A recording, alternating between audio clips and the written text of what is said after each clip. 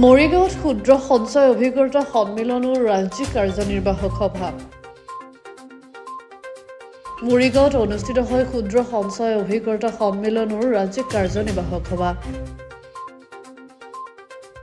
ৰাষ্ট্ৰীয় ক্ষুদ্ৰ সঞ্চয় অভিকৰ্তা সংঘ ভাৰত মৰিগাঁও জিলা ক্ষুদ্ৰ সঞ্চয় সংঘৰ দ্বাৰা আয়োজন কৰা হয় কাৰ্যনিৰ্বাহক সভা। মৰিগাঁও জিলা সাংবাদিক সংস্থাৰ কাৰ্যালয়ত অনুষ্ঠিত হয় কাৰ্যনিৰ্বাহক সভাখন।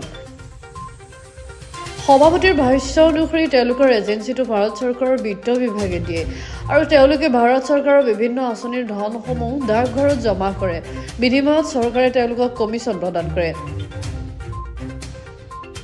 কিন্তু 2011 চনৰ পৰা ভাৰত চৰকাৰৰ বিত্ত বিভাগে কিছু কমিছন বন্ধ কৰিছে আৰু যিটো কমিছন দিয়ে সেইটো মাত্ৰ 50 পইচা। এই সন্দৰ্ভত তেওঁলোকৰ কমিছনৰ পৰিমাণ বৃদ্ধি কৰিবলৈ ভাৰত চৰকাৰৰ সৈতে বহুবাৰ আলোচনা কৰিও তেওঁলোকে কোনো ফলাফল লাভ কৰা নাই।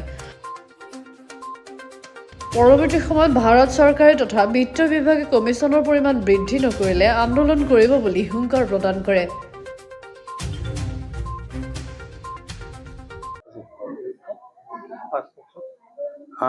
আজি আমি নগাঁও মৰিগাঁও জিলাৰ এক অধিৱেশন হৈ আছে ইয়াত, আৰু মই ৰাষ্ট্ৰীয় সংগঠনৰ, এইটো আমাৰ ৰাষ্ট্ৰীয় নেশ্যনেল লেভেল সংগঠন ক্ষুদ্ৰ সঞ্চয় অভিকৰ্তাসকলৰ, আৰু মই তাৰ সভাপতি পৃথ্বীশ ভট্টাচাৰ্যী।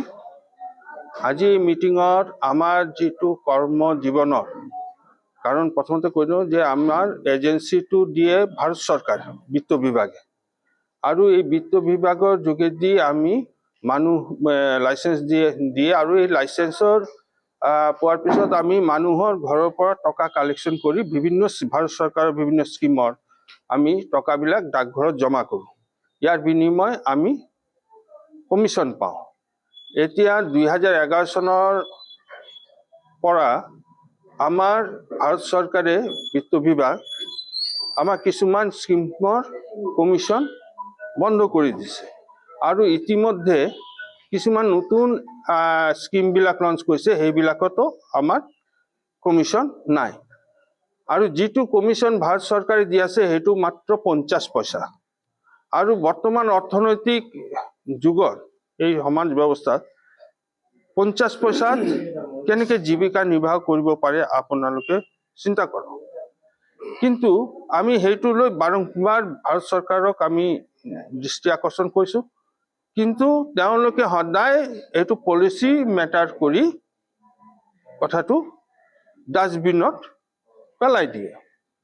তো গতিকে আমাৰ কৰ্ম জীৱনৰ এতিয়া আজি আমাৰ অসমত বিভিন্ন জিলাত মিটিং তেনেকুৱা হৈ আছে, গোটেই ভাৰতবৰ্ষতে হৈ আছে, জিলা বিশেষে আজি ইয়াত হৈ আছে। ইয়াত বিভিন্ন জিলাবিলাক অসমৰ উপস্থিত আছে। অসমত অহা 4 জানুৱাৰী হ'ব তেজপুৰত, ফেব্ৰুৱাৰীত আকৌ হ'ব যোৰহাটত, তাৰপিছত হ'ব এই হোজাই ডিষ্ট্ৰিক্টত হ'ব। সেই তেনেকুৱা বিভিন্ন জেগা ঘূৰি ঘূৰি কৰা হৈছে। আৰু দিল্লীত আমাৰ এখন ৰাষ্ট্ৰীয় লেভেলৰ মিটিং বহিব 16 ডিচেম্বৰত। আমি সেই উক্ত ডিচেম্বৰত আমি গোটেই কথাটো আলোচনা কৰি আমি এটা সিদ্ধান্ত ল'ম, কাৰণ আমি দেশৰ অৰ্থনৈতিক ব্যৱস্থা উন্নত হ'ব কাৰণে আমি সদায় চেষ্টা কৰি আছো। আৰু যিটো দেশ স্বাধীন হোৱাৰ পিছৰ পৰা আমি ভাৰত চৰকাৰ যেতিয়া অৰ্থ ব্যৱস্থাটো দুৰ্বল আছিলে, তেতিয়া এই আমাৰ অভিকৰ্তাসকলে ভাৰত চৰকাৰৰ অৰ্থ ব্যৱস্থাটো মজবুত কৰিছে, আজিও কৰি আছে, আগন্তুক কৰিব। কিন্তু তাৰ বিনিময় 50 পইচা কেনেকৈ চলিব? আমি বিত্ত বিভাগ আৰু ভাৰত চৰকাৰক মই সেই দৃষ্টি আকৰ্ষণ কৰিবলৈ খুজিছোঁ যে আপোনালোকে নিজৰ নিজৰ দৰমহা, পেঞ্চন ইত্যাদি চব বঢ়াই লৈছে। তো আমাৰ অভিকৰ্তাসকলৰ কাৰণে যিটো কৰি আছে, সমাজৰ একটা ভাল কাম কৰি আছে, তেওঁলোকৰ প্ৰতি দৃষ্টি আকৰ্ষণ কিয় নদিয়ে?